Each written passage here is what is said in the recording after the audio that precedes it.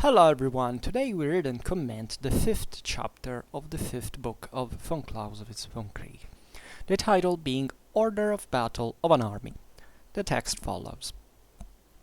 The order of battle is that division and formation of the different arms into separate parts or sections of the whole army in that form of general position or disposition of those parts which is to be the norm throughout the whole campaign of war. It consists, therefore, in a certain measure of an arithmetical and a geometrical element, the division and the form of disposition. The first proceeds from the permanent peace organization of the army, adopts as units certain parts such as battalions, squadrons, and batteries, and with them forms the units of a higher order up to the highest of all, the whole army, according to the requirements of predominating circumstances. In like manner, the form of disposition comes from the elementary tactics in which the army is instructed and exercised in time of peace, which must be looked upon as a property in the troops that cannot be essentially modified at the moment war breaks out. The disposition connects these tactics with the conditions which the use of the troops in war and in large masses demands, and thus it settles in a general way the rule or norm in conformity with which the troops are to be drawn up for battle. This has invariably the case when great armies have taken the field, and there have been times when this form was considered as the most essential part of the battle. In the 17th and 18th centuries, when the improvements in the firearms of infantry occasioned a great increase of that arm, and allowed of its being deployed in such long thin lines, the order of battle was thereby simplified, but at the same time it became more difficult and more artificial in the carrying out, and as no other way of disposing of cavalry at the commencement of a battle was known but that of posting them on the wings, where they were out of the fire and had room to move. Therefore, in the order of battle, the army always became a closed inseparable wall. If such an army was divided in the middle, it was like an earthworm cut in two. The wings had still life and the power of motion, but they had lost their natural functions. The army lay therefore in a manner under a spell of unity, and whenever any parts of it had to be placed in a separate position, a small organization and disorganization became necessary. The marches which the whole army had to make were a condition in which, to a certain extent, it found itself out of rule. If the enemy was at hand, the march had to be arranged in the most artificial manner, and in order that one line or one wing might be always at the prescribed distance from the other, the troops had to scramble over everything. Marches had also constantly to be stolen from the enemy, and this perpetual theft only escaped severe punishment through one circumstance, which was that the enemy lay under the same ban. Hence, when in the latter half of the 18th century it was discovered that cavalry would serve just as well to protect a wing if it stood in rear of the army, as if it were placed on the prolongation of the line, and that besides this it might be applied to other purposes than merely fighting a duel with the enemy's cavalry, a great step in advance was made, because now the army in its principal extension or front, which is always the breadth of its order of battle position, consisted entirely of homogeneous members, so that it could be formed of any number of parts at pleasure, each part like another and like the whole. And this way it ceased to be one single piece and became an articulated whole, consequently pliable and manageable. The parts might be separated from the wall and then joined on again without difficulty. The order of battle always remained the same. Thus arose the corps consisting of all arms, that is, thus such an organization became possible, for the want of it had been felt long before. That all this relates to the combat is very natural. The battle was formerly the whole war and will always continue to be the principal part of it. But the order of battle belongs generally more to tactics than strategy, and it is only introduced here to show how tactics, in organizing the wall into smaller walls, made preparations for strategy. The greater armies become, the more they are distributed over wide spaces, and the more diversified the action and reaction of the different parts amongst themselves. The wider becomes the field of strategy, and therefore then the order of battle, in the sense of our definition, must also come into a kind of reciprocal action with strategy, which manifests itself chiefly at the extreme points where tactics and strategy meet, that is, at those moments when the general distribution of the combatant forces passes into the special dispositions for the combat. We now turn to those 3 points: the division, combination of arms, and order of battle, disposition in a strategic point of view. 1. Division. In strategy, we must never ask what it is to be the strength of a division or a corps, but how many corps or division an army should have. There is nothing more unmanageable than an army divided into 3 parts, except it be one divided into only 2, in which case the chief command must be almost neutralized. To fix the strength of great and small corps, either on the grounds of elementary tactics or on higher grounds, leaves an incredibly wide field of arbitrary judgment, and heaven knows what strange modes of reasoning have sported in this wide field. On the other hand, the necessity of forming an independent whole army into a certain number of parts is a thing as obvious as it is positive, and this idea furnishes real strategic motives for determining the number of great divisions of an army, consequently their strength, whilst the strength of smaller divisions, such as companies, battalions, etc., is left to be determined by tactics. We can hardly imagine the smallest independent body in which there are not at least 3 parts to be distinguished, that one part may be thrown out in advance and another part be left in rear. That 4 is still more convenient follows of itself, if we keep in view that the middle part, being the principal division, ought to be stronger than either of the others. In this way we may make out 8, which appears to us to be the most suitable number for an army. If we take 1 part for an advance guard as a constant necessity, 3 for the main body, that is, a right wing, center, and left wing, 2 divisions for reserve, and 1 to detach to the right, 1 to the left. Without pedantically ascribing a great importance to these numbers and figures, we certainly believe that they represent the most usual and frequently recurring strategical disposition, and on that account one that is convenient.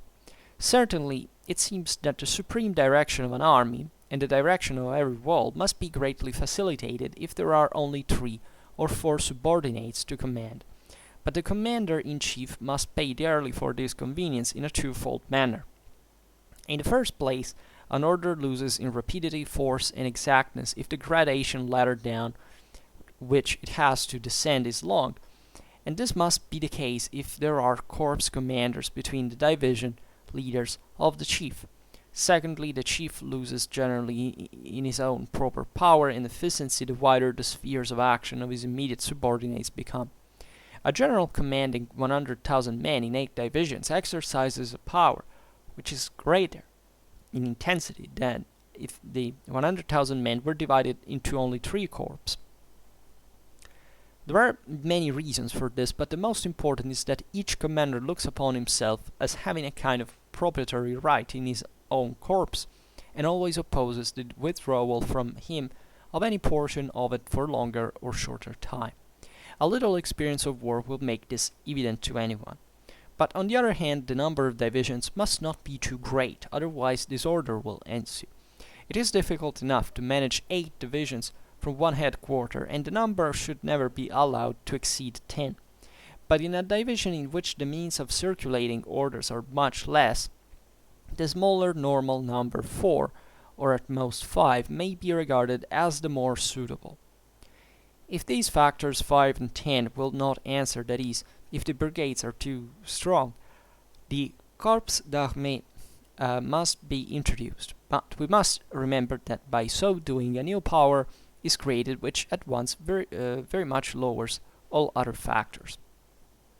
But now, what is too strong a brigade?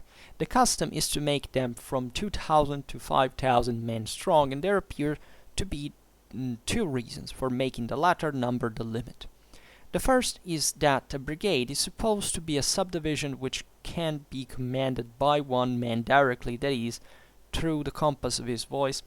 The second is that any larger body of infantry should not be left without artillery, and through this first combination of arms a special division of itself is formed. We do not wish to involve ourselves in these tactical subtleties, neither shall we enter upon the disputed point where and in what proportions the combination of all three arms should take place, whether with the divisions of 8,000 to 12,000 men, or with corps which are 20,000 to 30,000 men strong. The most decided opponent of these combinations will scarcely take exception at the mere assertion that nothing but this combination of three arms can make a division independent, and that therefore for such as rare intended to be frequently detached separately, it is at least very desirable. An army of 200,000 men in 10 divisions, the divisions composed of 5 brigades each, would give brigades 4,000 strong. We see here no disproportion. Certainly this army may also be divided into 5 corps, the corps into 4 divisions, and the division into 4 brigades, which makes the brigade 2,500 men strong. But the first distribution looked at in the abstract appears to us preferable, for besides that, in the other, there is one more gradation of rank. 5 parts are too few to make an army manageable, 4 divisions in like manner are too few for a corps, and 2,500 men is a weak brigade, of which in this manner there are 80, whereas the first formation has only 50, and is therefore simpler. All these advantages are given up merely for the sake of having only to send orders to half as many generals. Of course, the distribution in 2 corps is still more suitable for smaller armies. This is the abstract view of the case. The particular case may present good reasons for deciding otherwise. Likewise, we must admit that although 8 or 10 divisions may be directed when united in a level country, in widely extended mountain positions, the thing might perhaps be impossible. A great river which divides an army into halves makes a commander for each half indispensable. In short, there are 100 local and particular objects of the most decisive character before which all rules must give way. But still, experience teaches us that these abstract grounds come most frequently into use and are seldom overruled by others than we should perhaps suppose. We wish further to explain clearly the scope of the foregoing considerations by a simple outline, for which purpose we now place the different points of most importance next to each other. As we mean by the term numbers or parts of a wall only those which are made by the primary, therefore the immediate divisions, we say 1. If a wall has too few members, it is unwieldy.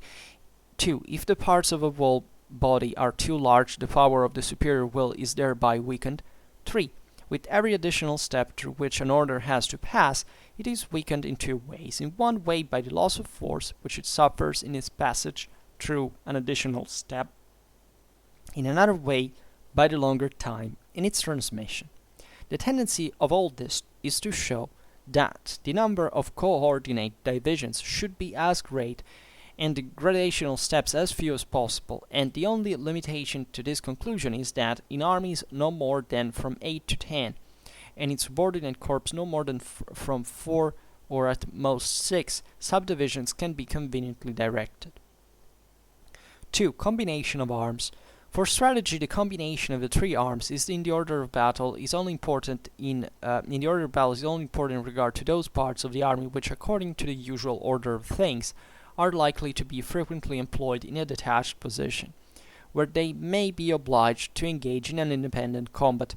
Now, it is in the nature of things that the members of the first class, and for the most part only these, are destined for detached positions, because, as we shall see elsewhere, detached positions are most generally adopted upon the supposition and the necessity of a body independent in itself.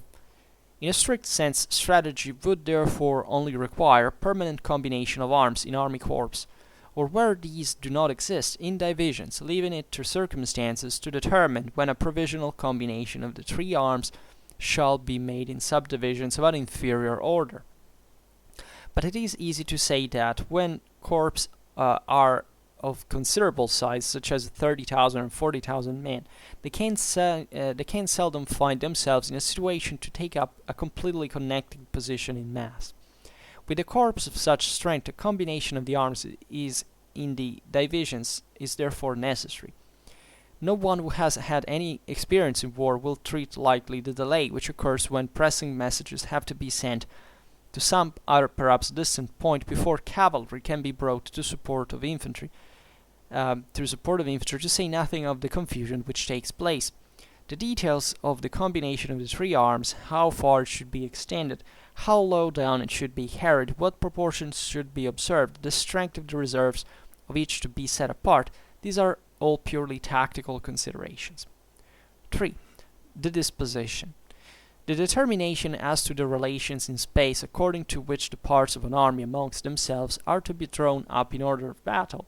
It is likewise completely a tactical subject, referring solely to the battle. No doubt there is also strategic disposition of the parts, but it depends almost entirely on determinations and requirements of the moment, and what there is in it of the rationale does not come within the meaning of the term order of battle. We shall therefore treat of it in the following chapter under the head of disposition of an army. The order of battle of an army is therefore the organization and disposition of it in mass ready, prepared for battle.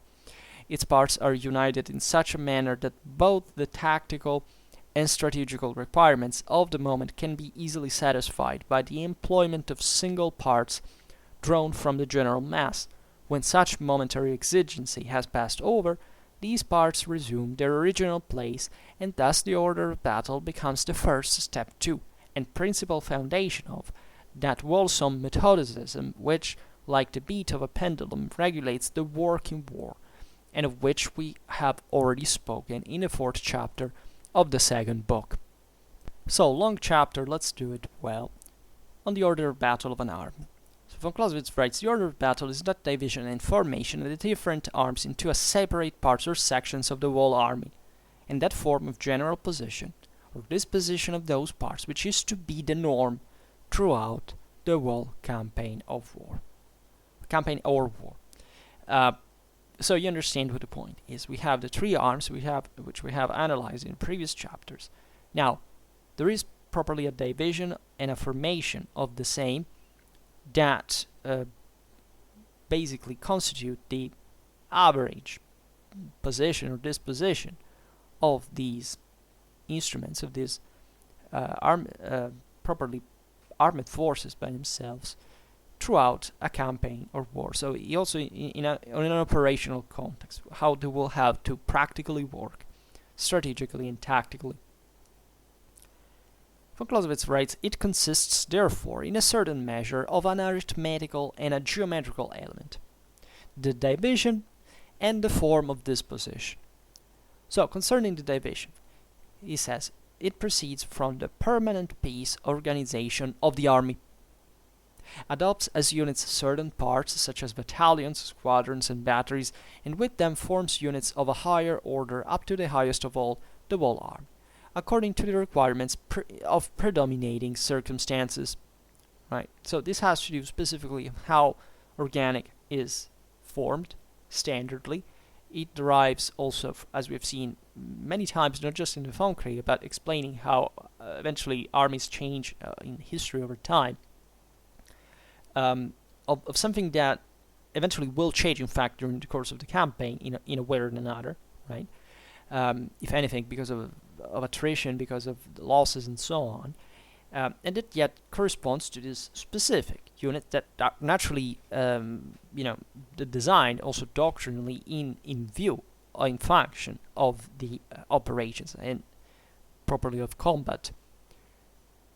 Then, for what concerns the form of disposition, in the same way, von Clausewitz writes, it comes from the elementary tactics, in which the army is instructed and exercised in time of peace, which must be looked upon as a property in the troops that cannot be essentially modified, at the moment war breaks out.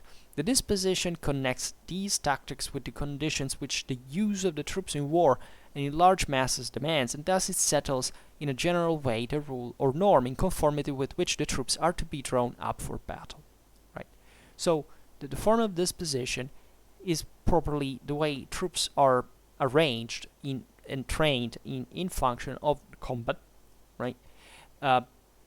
So it's connected naturally to the division in a way, and it is to be considered carefully because it's the most doctrinal part of the story, in the sense that there is an expectation even here deriving from peacetime how eventually combat will have to take place, to be carried out, and that is also eligible for change over time. But it functions on, let's say, correspondences, right? Von Clausewitz here talks about arithmetical and geometrical elements are properly how the troops have to be schematically, like a module, right, employed, on the field. That cannot be changed so easily, right, over time. It's obvious that an army that is trained to fight in a certain way is not trained to fight in another, all right? So this is very important for what, as von Clausewitz rightfully stresses, for the battle, right, and how these troops are going to be employed in combat. And von Clausewitz also adds, this has been invariably the case when great armies have taken the field, and there have been times when this form was considered as the most essential part of the battle. Remember when we talked about the, a bit the historicistic side of the, change in the theory of the art, in the history of the theory of the art of war, that the more warfare has developed fundamentally, the more the disposition properly of the arms within, in fact, properly the tactical dimension has decreased in importance, right? In the ancient world, in the Middle Ages, everything was about the army in the single campaign, in a single battle. Taking out that specific army that was also reduced in number, so everything was done, right? And therefore, the greater the specific, you can say the greater in absolute, but in relative terms, was about the organization and functionment of the same army from a tactical point of view. In Napoleonic times, this was not evenly the case anymore, because it was mostly the strategical dimension that had taken over in terms properly of the way troops were to be brought in which number and so on, which really made a quantitative difference never seen before. So it's not that the tactical element is not important. Von Clausewitz reminds that the great battle, is properly what mostly war is about, but this can be fought in ways that, as we have seen in this chapter, often supersede the individual tactical units, even of consistent, important size, really are. It's really a more extended problem, just literally from a dimensional point of view. And in fact, also von Clausewitz writes, in the 17th and 18th century, when the improvements in the firearms of infantry occasioned a great increase of that arm, and allowed of its being deployed in such long thin lines, the order of battle was thereby simplified, but at the same time it became more difficult and more artificial in the carrying out. And as no other way of disposing of cavalry at the commencement of a battle was known but that of posting them on the wings where they were out of the fire and had room to move, therefore in the order of battle the army always became a closed, inseparable wall.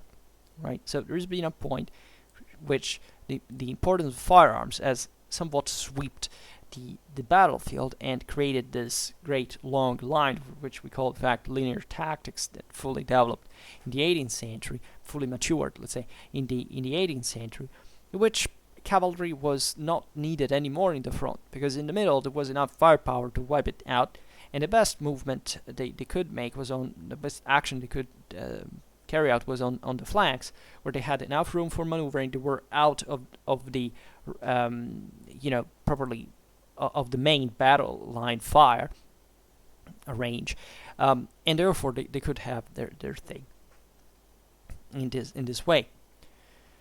As a consequence, von Clausewitz stresses here the concept almost of artificiality of this, because objectively, if you look at 18th century warfare, you start seeing armies that are pretty damn large, right? Habitually also with tens of thousands of troops at the beginning of the century. Also, there's been a bit of fluctuation over time. Think about the wars of the battles of the War of Spanish Succession were much larger at a point, so the Europeans at a certain point shrink it down and comes back to enlarge only towards the second half of the 18th century. For all reasons now we can't explain properly, but that are kind of intuitive. There is probably a awakening of the number, of the firepower, of all the men and material needed in order to make this thing function properly. And von Clausewitz observes about this linear tactics of the previous century, says, if such an army was divided in the middle, it was like an earthworm cut in two.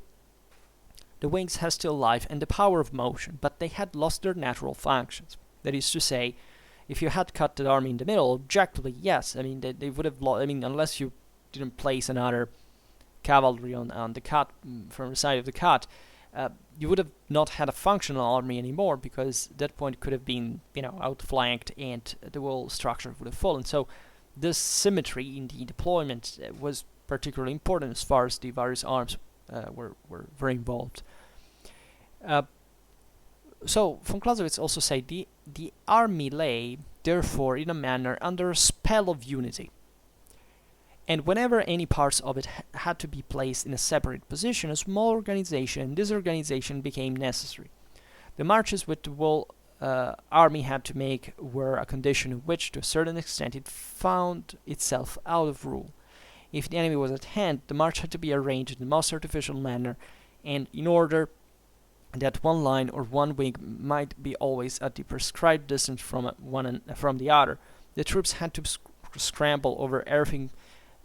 Marches had also constantly to be stolen from the enemy, and this perpetual theft only escaped severe punishment through one circumstance, which was that the army lay under the same ban.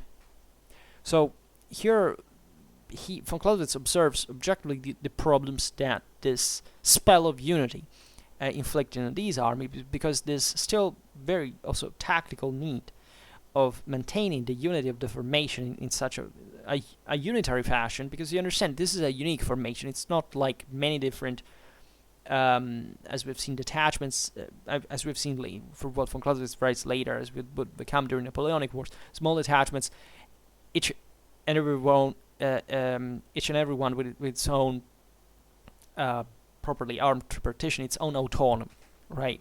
This was still like a huge block that had to work as such. So even when they were inside of the enemy, for example, they had to carry out weird things, including, marching always with this cohesion in face of the enemy.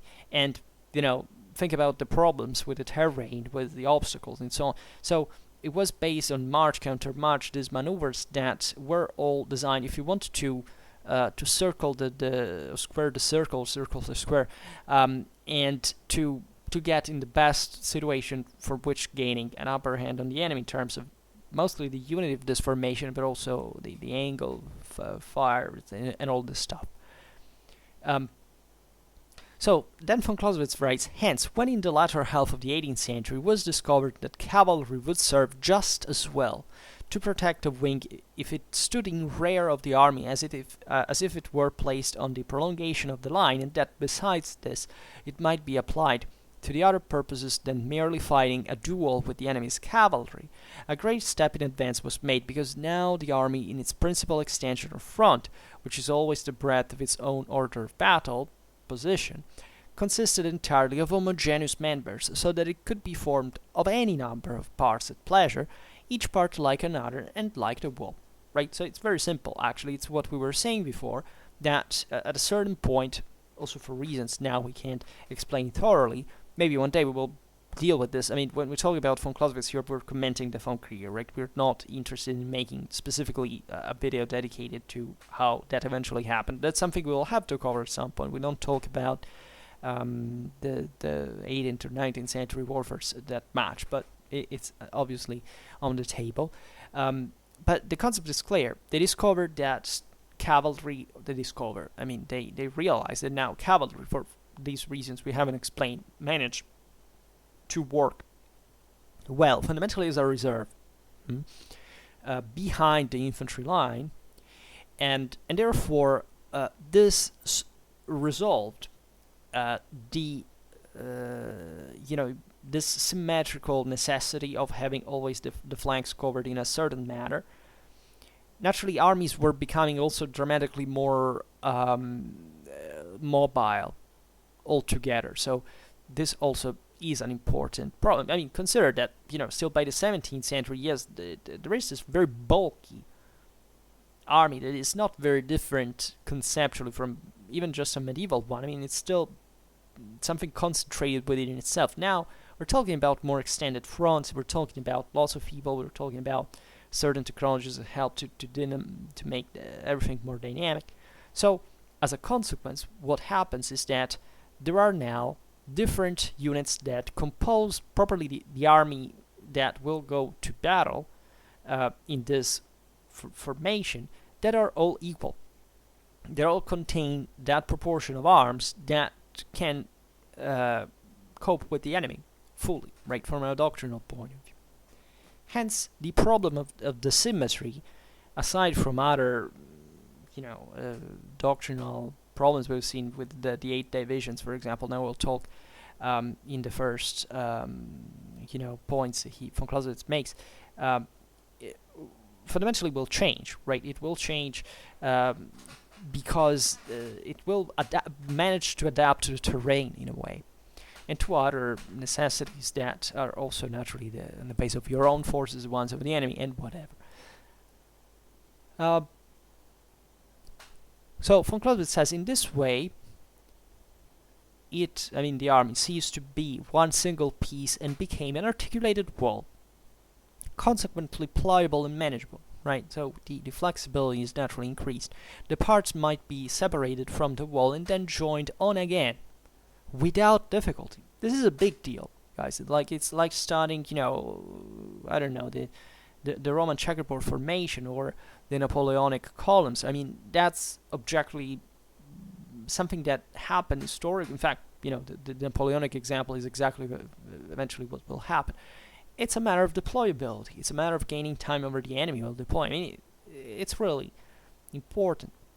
And the order of battle, for Clausewitz writes, always remained the same.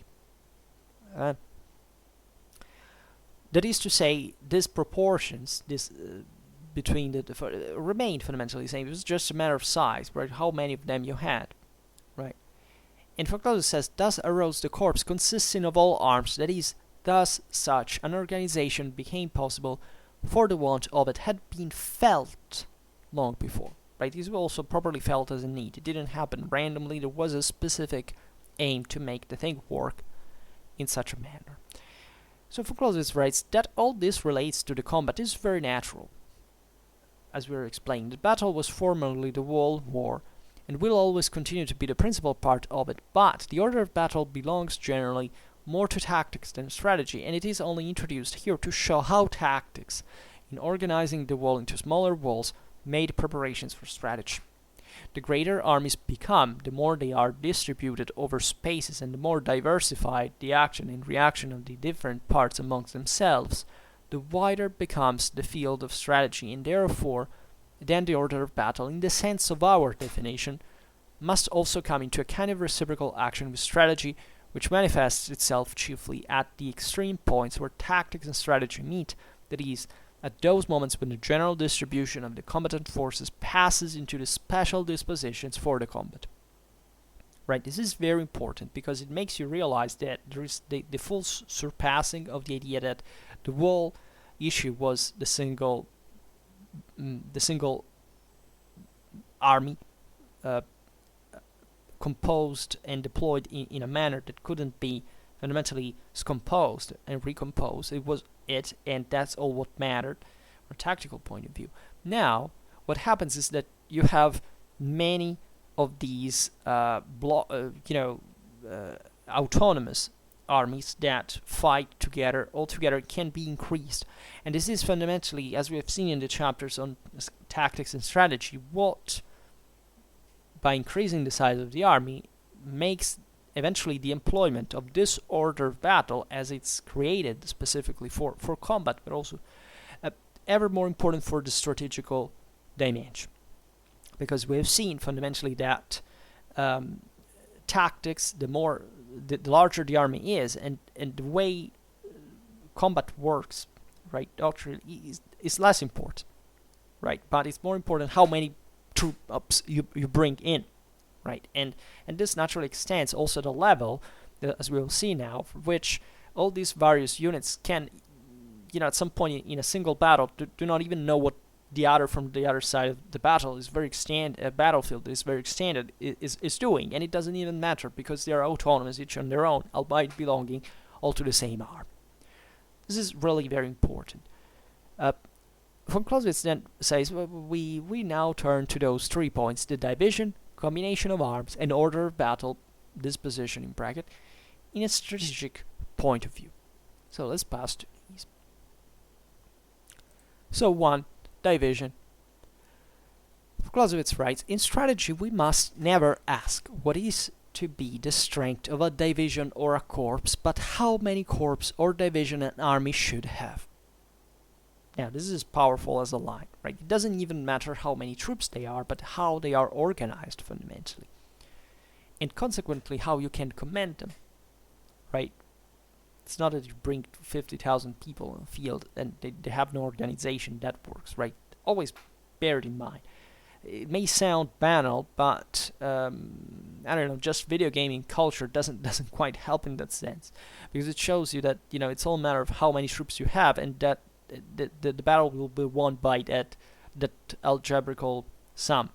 Instead, it's about collective training and especially the larger units and combined arms in that sense that will make the thing done, right? And that doesn't sum the strength of the single combatants, but it multiplies it in a way that depends on these relations. So that's literally the single most important thing. So von Clausewitz says there is nothing more unmanageable than an army divided into 3 parts, except it be one divided only in 2, in which the case the chief command must be almost neutralized. So here it's interesting because, I don't know, during medieval times, for example, the maximum part in which an army could be divided into was 3 lines. Feudal warfare and so on. And the sake of manageability was there as well, right? It was already an important compromise. Well, but we have seen that medieval warfare is one of those moments in which armies were smaller. Everything was based on that specific proportion, and therefore the war was specifically that army. Now, this problem has been surpassed at the point that thinking of an army divided just in 3 parts is like crazy. Like, it doesn't work. These chunks are too big, right? And therefore they're too unflexible. The forces that they contain are too flexible fundamentally. They cannot be used, cannot be exploited. They can't do much altogether. It must articulate, it must diversify, it must specialize in a way. Specialized, you understand what I mean. It depends in the order of battle also what's their role, the tactical role, not that they're necessarily composed more or less by other people, because they're largely homogeneous. But again, this problem emerges because naturally there are enough troops that from the interaction of which you can improve your effectiveness on the field, that in the past there wasn't, right? Because everything was more direct. Now you can play literally on a larger scenario. So that's the reason why it's not that previous armies were not doing well for their own times. They functioned well, and that's exactly why they could afford to be divided in 3, for example, and still to be, difficult to manage already at that point. Now it's nothing like that anymore. So that's an interesting way also of understanding why it's silly to compare armies from different times, and because they should be properly understood in this in this broader proportion, in the dimensions, the complexity of the arms and what they allow, you can say that every army in history functioned well. Was organized in a way that was fitting for its own time. Of course, by approximation, but fundamentally, I don't know military systems that didn't work. I don't know them, right? They could be better or worse in terms of of how they were commanded, they had the quality of the troops, but the general way in which armies fought historically has always been the right one, right? Nobody went to war doing stupid things that pertained to a wrong order of battle. That thing was pretty well known, right? And it was one of the things that, in fact, was more it was known the earliest, right? In Napoleonic times already. Here it was an acknowledgement that that objectively created a greater difference fundamentally, not in the relation of the arms, as we've seen in previous chapters, were fundamentally the same, but also in how the broader organization had to be, and that something was built over a relatively few time, and that everybody mostly copied from each other, but were important changes, right? French armies of the Revolutionary Wars, for example, were path openers in many ways. The other European armies had to not necessarily adapt, but also they changed, they transformed. Naturally, this is mostly for political and social reasons. Also, as we were saying before, they were doing well on their own, military in terms of order of battle. But surely there were different ways now that could be, for the first time, historically speaking, afforded. It's just you had to push forward to invest enough resources to make it work, and it would be worth it because at that point the military effectiveness of it would be felt. That's how everything adapted, and why warfare became ever more structural, systematic, and costly, and a matter of states rather than just aristocratic parties. We could go as far as saying in the historical perspective. Von Clausewitz says, to fix the strength of great and small corps, either on the grounds of elementary tactics or on higher grounds, leaves an incredibly wide field for arbitrary judgment, and heaven knows what strange modes of reasoning have sported in this wide field. On the other hand, the necessity of forming an independent whole army into a certain number of parts is a thing as obvious as it is positive, and this idea furnishes real strategic motives for determining the number of the greater divisions of the army, consequently their strength, whilst the strength of the smaller divisions, such as companies, battalions, etc., is left to be determined by tactics. These two phrases are very important, because in the first one, von Clausewitz points out what we're saying here, that there was room for more fantasy in the composition of the armed divisions. Of the armies. In terms of the number of their division, their strength, and so on. So this surely, for Clausewitz, I presume, is talking about specifically the theoretical side of it. That is, how many people got wrong what the number of divisions are. Then eventually, military practice renders it kind of obvious in a way. So he skips that part, says, let's leave the fantasies aside, but just think that there are also great generals that probably wondered this at some point. If not great, maybe important generals, as far as the military career was involved. The second thing is that he points out, as large these armies now are, the more divided, the better, in a way. With naturally a certain limit at a point, but still conceiving the idea that, as we've seen, the more flexible your troops are, the more they can interact with one another and gain greater effectiveness. And other very important point, he once again stresses the detachment of this scheme, of this new order of battle, and in fact the proportions, as we've seen, the numbers of the divisions, which becomes an ever more strategical problem from the way the divisions themselves have to be composed instead within themselves, because that is closer to tactics. I mean, this is very simple. I mean, the larger the unit is, and the more strategic function it has, and it's functionalized proper in that sense. The smaller the unit is, and the more it's tactically functionalized, right? It's not that they ever like fall out of the two fields, but the two are, if you want, a bit inversely proportional. Let's say in this way.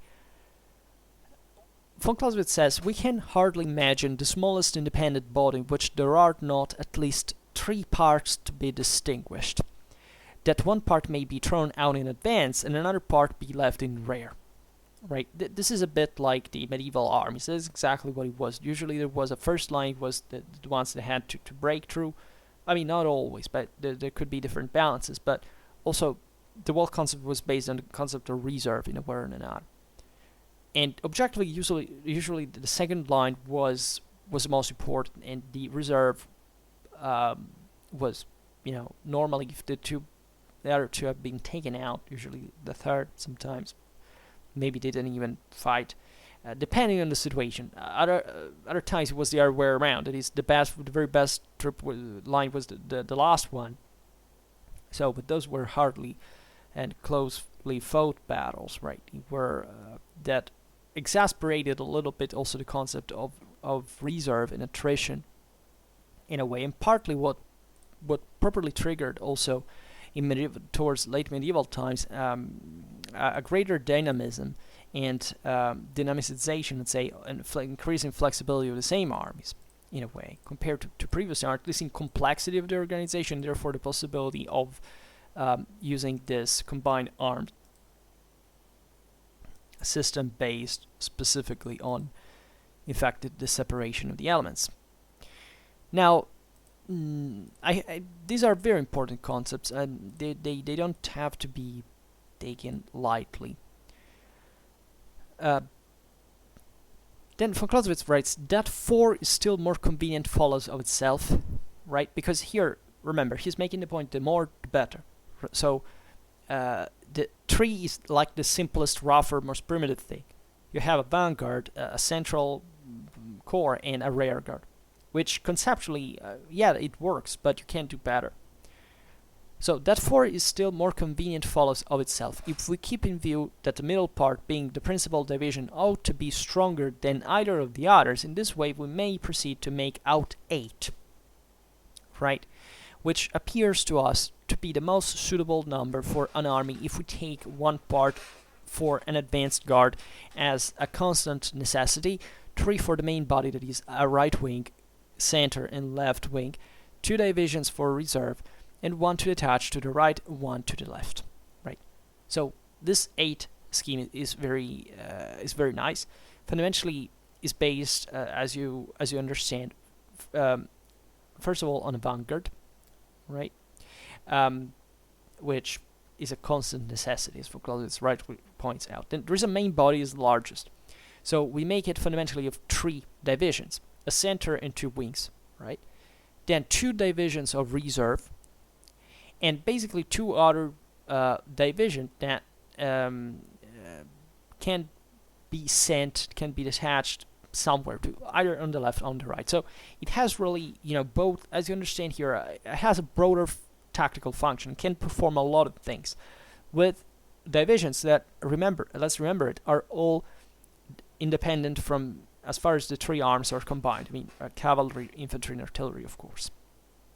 I didn't explain that the obvious reason why there is a limit also for the number of divisions is the principle of mass, right, of unity, and partly also naturally the unity of command, which is crucial.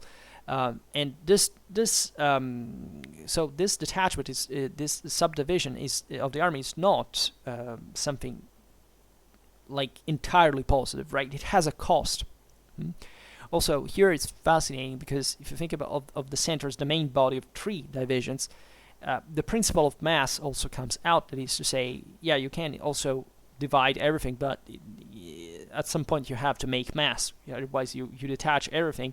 So what does remain as a critical mass to stop the enemy, right? But still, there has to be enough room for maneuvering movement, which is crucial in order to be tactically effective at this point in history.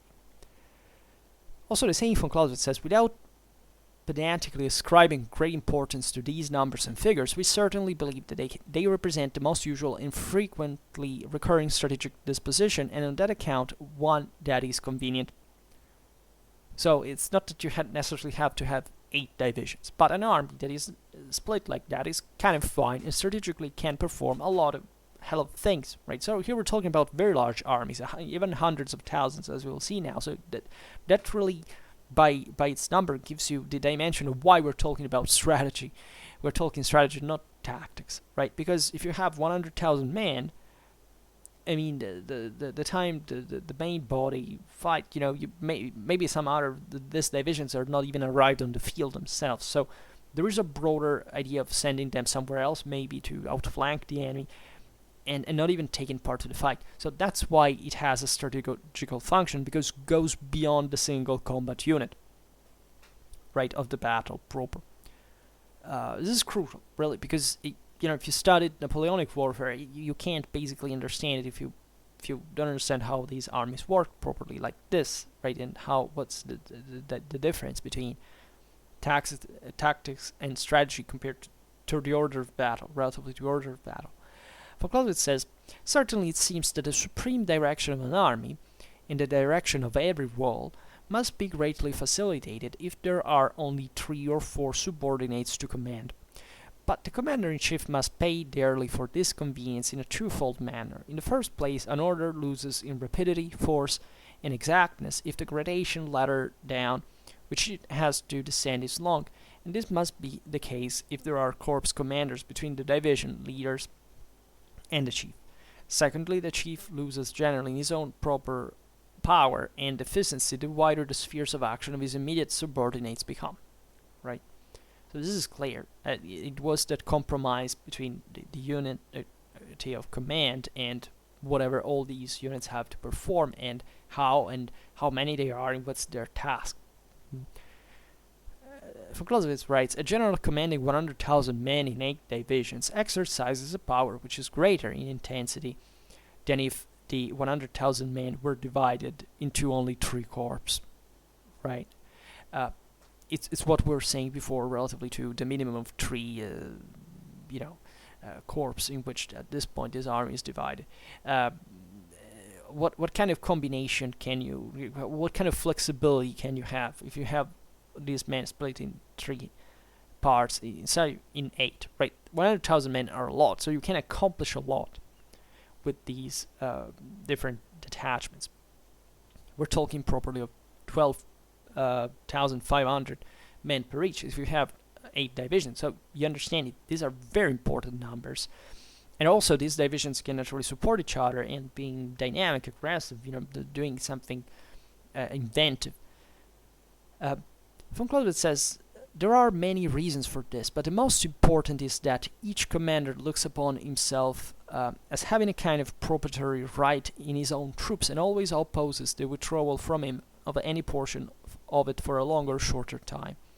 A little experience of war will make this evident to anyone, right? So von Clausewitz points out a conservative attitude that is based mostly on prudence, but sometimes is damaging to the effectiveness of the army, for which the general naturally wants to maintain the entirety of its force concentrated for the sake of controlling it, right? Because he may mistrust his subordinates, and naturally we know that the general on average is better than his subordinates.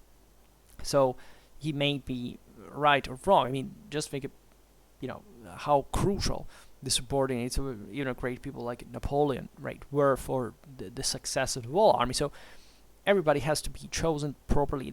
The general, in this sense, has that control, right, already in the fact of having chosen that commander. But he must be acquainted, he must accept the idea, of course, acquainted is a bit too much because he already knows, but accepting the idea that he must give more room of more autonomy to his detachments. Otherwise, what do you have them for? if you have those 3 blocks we were saying before, yes, you have these blocks of 33,000 men each on average, and the enemy can swarm all around, even with smaller units, and yeah, you can, the greater these chunks are that you have are, you can move, but you can move only in one direction, right? So you can maybe overwhelm maybe locally a certain part of the enemy. What the enemy is swarming all around, you lose in flexibility, and you must necessarily send more detachments to cope with different things at once. And this dynamism is naturally very important in as much as you can surprise the enemy and gain the initiative and all what is crucial to win. But on the other hand, the number of divisions must not be too great, otherwise disorder will ensue. It is difficult enough to manage 8 divisions from one headquarter, and the number should never be allowed to exceed 10. But in a division in which the means of circulating our orders are much less, the smaller normal number 4 at most 5 may be regarded as the more suitable. Right? It also depends naturally on how the divisions are composed, what kind of troops they are, but what's their size, right? And obviously the smaller they are, and let's say the most effective the smaller they can be in number altogether, right, as divisions, because at certain point even themselves have to make mass against something else. That's the point. That's why, as we were saying before, tactical divisions are smaller than the strategical ones. We're talking about divisions, meaning literally subdivision. I mean the units proper.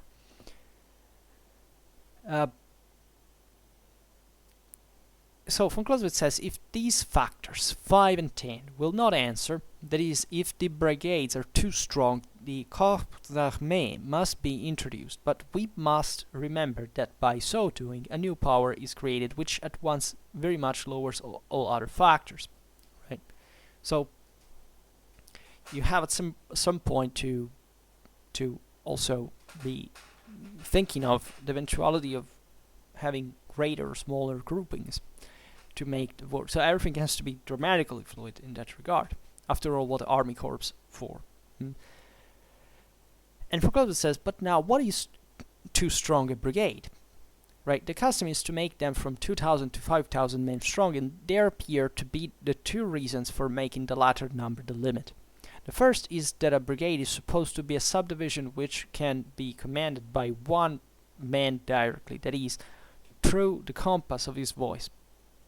The second is that any larger body of infantry should not be left without artillery, and through these first combinations of arms a special division of itself is formed. We do not wish to involve ourselves in these tactical subtleties. Neither shall we enter upon the disputed point where and in what proportion the combination of all 3 arms should take place, whether with divisions of 8,000 to 12,000 men, or with corps which are 20,000 to 30,000 men strong. The most decided opponent of these combinations will scarcely take exception at the mere assertion that nothing but this combination of the 3 arms can make a division independent, and that therefore for such as are intended to be frequently attached separately, it is at least very desirable. An army of 200,000 men in 10 divisions, the divisions composed of 5 brigades each would give brigades 4,000 strong. We see here no disproportion.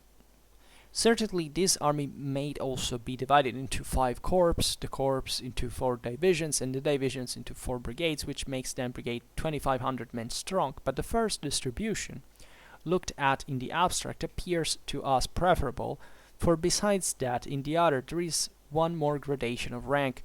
5 parts are too few to make an army manageable, 4 divisions in like manner are too few for a corps, and 2,500 men is a weak brigade, of which in this manner there are 80, whereas the first formation has only 50 and is therefore simpler. All these advantages are given up merely for the sake of having only to send orders to half as many generals. Of course the distribution in 2 corps is still more unsuitable for smaller armies. Right? So it really depends on the broader composition of the army. and not only that, right? It depends, I don't know, even on the environment, on how the world mechanism is working. What have the troops shrunk to? I mean, and you have to be open at the idea of changing the thing in the course, right? Because you have essentially these autonomous troops in a way that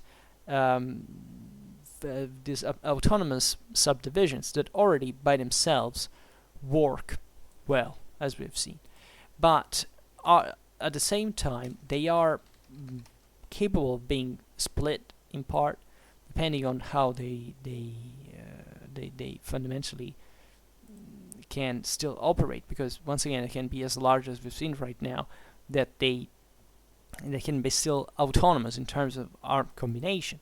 Von Clausewitz makes the point of the brigade of 4,000-5,000 men with a complement of artillery as already something can work well under same commander on its own. So yeah, I mean that will likely do, and the broader picture, however, can always work in a way, can always be readjusted and recreated, depending on the situation.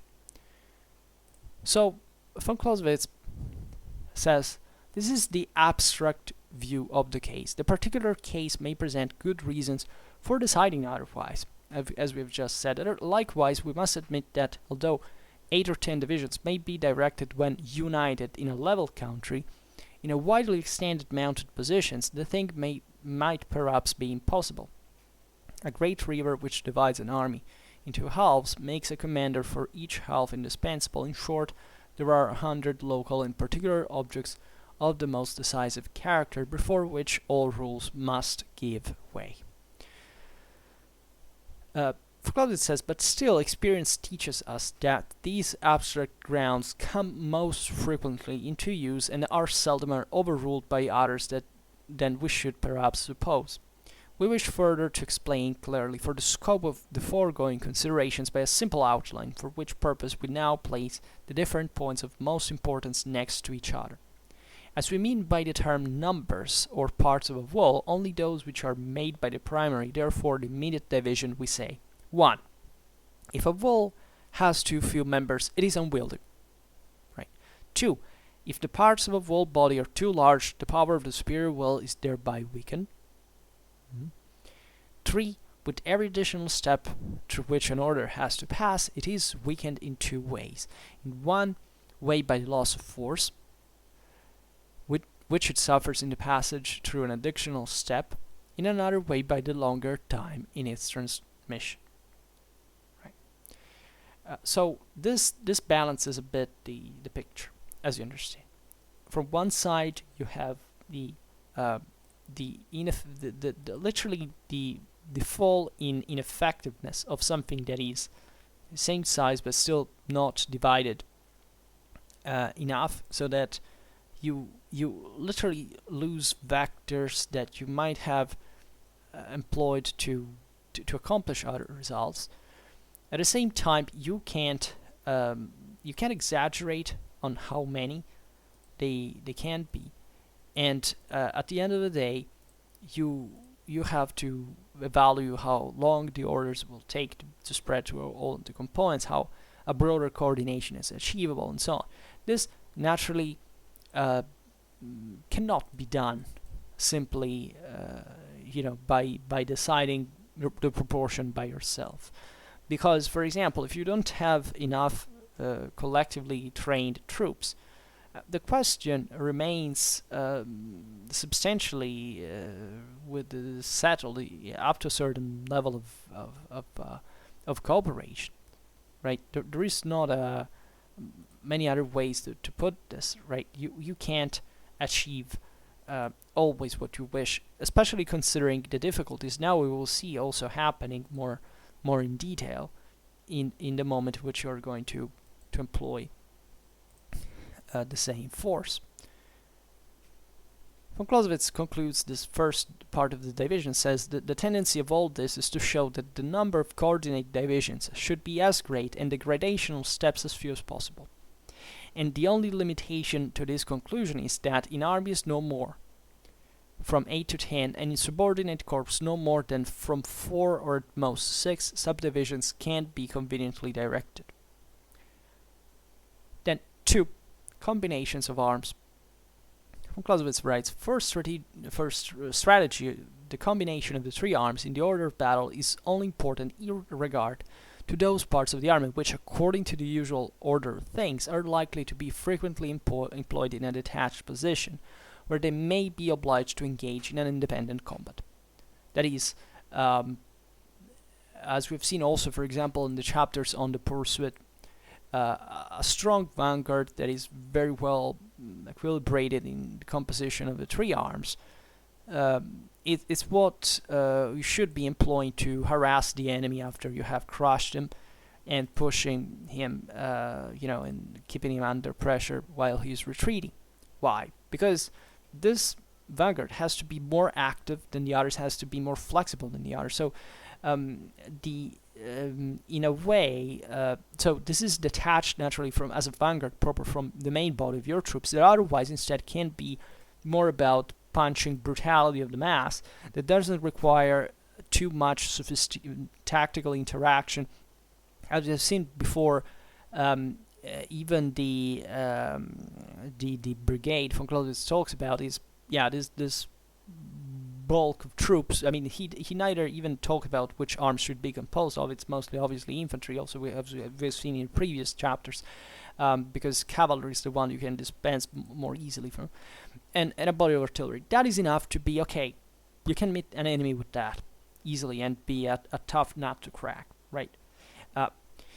But if we were talking about a detachment, a brigade that you sent out there more to be more active at some point, the question is, it should be more specifically balanced for the task he can find. So he has to fulfill. Naturally, this also entails that this unit is being entrusted somewhat a higher specific weight that has a cost in it, right? And that exists exactly because, being a smaller unit and more detached from the rest of the army, it's more easily to fall prey of a consistent enemy force, right? So he has to counterbalance the fact that it's detached from the rest of the mass. So here, even the principle of mass returns.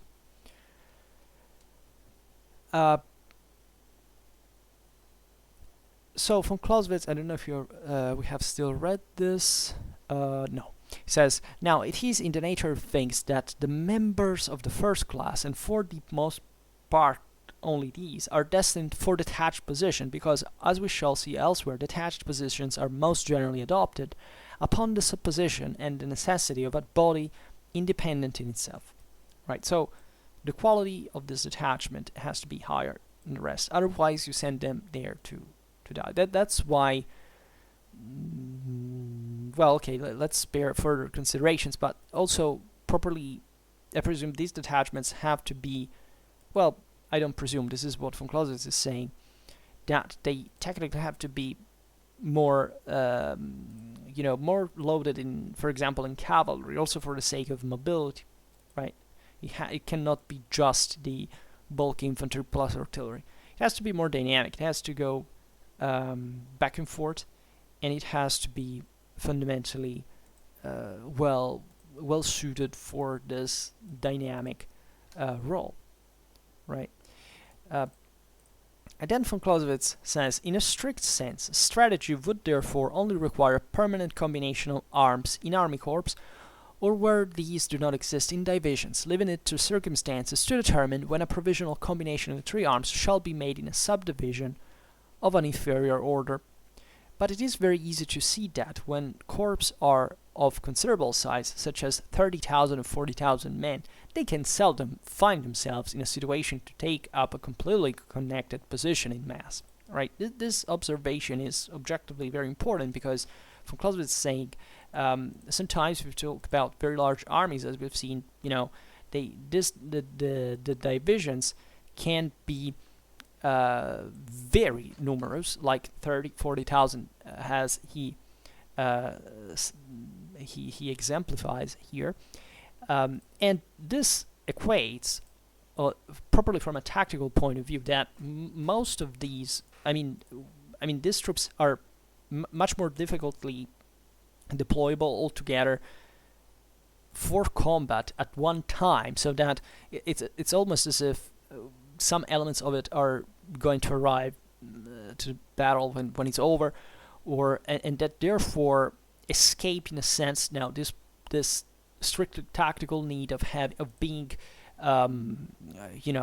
autonomous with all the three arms in a satisfying number, right? So here it's as if the tactical the numbers the size of this division is so large that, as far as its active dynamism should be, and from the main body of the army, well, it doesn't fit the tactical dimension entirely, right? It's too large. It's as if there was an excess of troops that you cannot employ at the moment you need. Hence, this influences the composition properly of this division and the combination of arms that is to be employed within it, and requires also subdivisions. Von Clausewitz says, with corps of such strength, a combination of the arms in the divisions is therefore necessary. No one who has had any experience in war will treat lightly the delay which occurs when pressing messages have to be sent to some other, perhaps distant point before cavalry can be brought to the support of infantry, to say nothing of the confusion which takes place. Here, von Clausewitz is also very realistic. He says we're not talking about mere matters of how many troops there are and how much time they mathematically take ideally to deploy in a certain situation. In war, everything can happen. When you meet the enemy, chaos ensues, and it's a very dangerous situation for which you have such a large body of troops that is difficult to deploy. It takes time, and therefore it can be struck by a prepared enemy, for example, before it can put itself together, or even realize in this huge army that basically this division is by itself, can't assemble it effectively. Also concerning the three arms, cavalry, artillery, and so on. So it's really a big deal. Von Clausewitz says the details of the combination of the three arms, how far it should extend, how low down it should be carried, what proportions should be observed, the strength of the reserves of each to be set apart. These are all purely tactical considerations, and therefore do not strictly pertain now to our objects. Then finally, 3. The disposition. Von Clausewitz writes, the determination as to the relations in space according to which the parts of an army amongst themselves are to be drawn up in order of battle is likewise completely a tactical subject, right? Referring solely to the battle. No doubt there is also strategic disposition of the parts, but it depends almost entirely on determinations and requirements of the moment, and what there is in it of the rationale does not come within the meaning of the term order of battle. We shall therefore treat all of it in the following chapter under the head of disposition of an army. In fact, that's what we will see hopefully next time. So von Clausewitz says, finally, the order of battle of an army is therefore the organization and disposition of it in mass, ready prepared for battle, as we have seen before, right? This is specifically what these troops are ordered, like, specifically to, even just to enter combat proper, right? Their deployability and how combat ready they can become from passing, from an order of march to one of battle. Its parts, von Clausewitz writes, are united in such a manner that both the tactical and strategical requirements of the moment can be easily satisfied by the employment of single parts drawn from the general mass. When such momentary exigency has passed over, these parts resume their original place, and thus the order of battle becomes the first step to and principal foundation of that wholesome methodicism which, like the beat of a pendulum, regulates the working war, and of which we have already spoken in the 4th chapter and of the second book, right? So this is it, right? And naturally, it can sound a bit confusing at the beginning. That is to figure out precisely why. Sometimes I don't know. I'm personally, it's more than 1 year and a half. Yes, that I am translating the Vom Kriege, and frankly, we haven't arrived even at the half of the work. So I got acquainted to the broader logic of this, right? And it's often simpler than it seems. I mean, it's all very logical and fluid, right? You don't have to. I remember when I made the first videos. In fact, I should check them, and I'm terrorized by it because I think they really suck. But also, von Clausewitz was talking about, the chapters were shorter. We hadn't entered properly in the complexity of the system. At the beginning, it was the essential. So that's why also the Vom Kriege is a masterpiece, because it really introduces you to the matter without shock, right? It's a great work, great didactic work just by itself. It's not the extempore, note of a genius that is difficult to understand, is cryptic or exoteric. No, this is a work of art designed exactly to make people understand what it's written in. So I hope you get all I say. Well, I can't explain myself better or worse, but generally speaking, I get to the point. There are many implications, naturally, that especially the more we go on, we could make, in the sense that all the things we've read before have a specific connection with what we're talking about now. So we're not here, we can't widen the thing too much, and it would be probably even against what von Clausewitz would have wanted, because we make these videos assuming that we already, I mean, Volizens has understood the whole thing since the beginning, right? Has followed at least since the beginning, but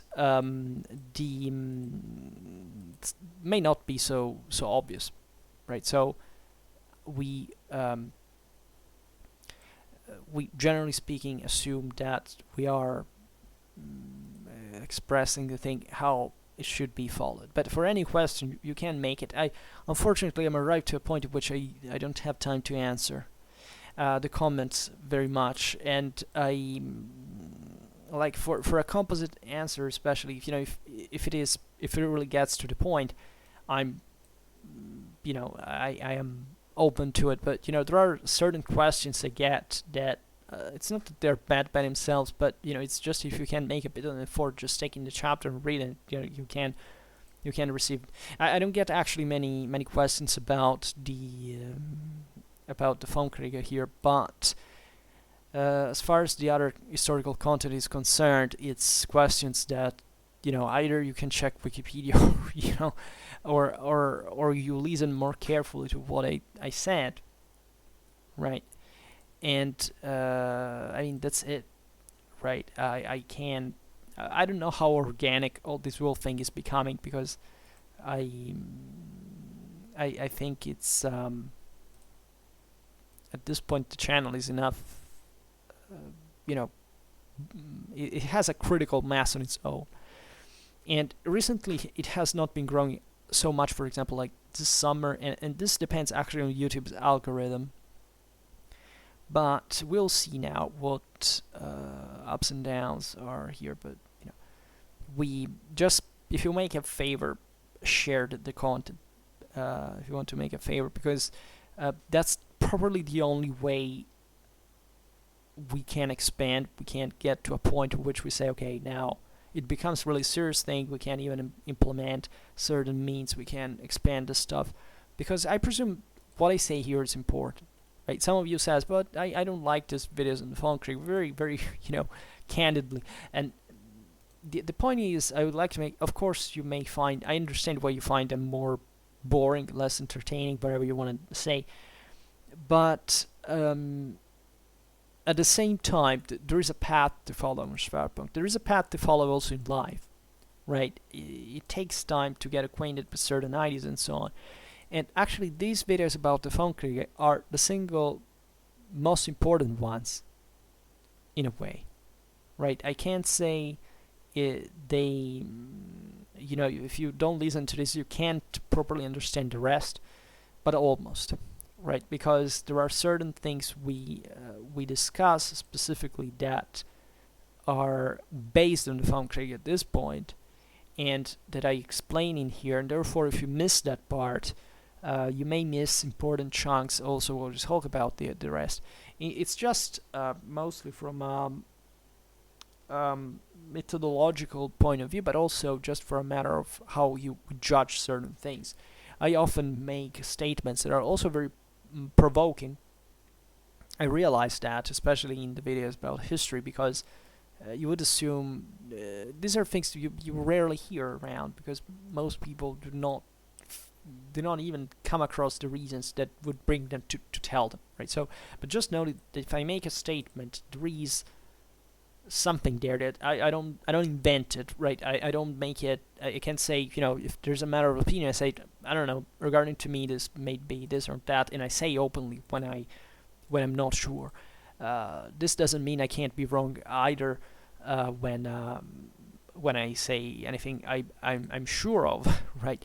But chances are that I thought thoroughly about it, and I don't make it a matter of principle, but specifically of the evidence I can provide. So that evidence is contained in this video sometimes, and they are very important to follow for this very reason, right? For the rest, for today we stop here. I just hope that you enjoyed this video. If you did, please share it. Otherwise, leave a like or subscribe to my channel if you're interested in my upcoming content. And for now, I thank you heartily for listening to me. I wish you a nice time, and see you next time. Bye.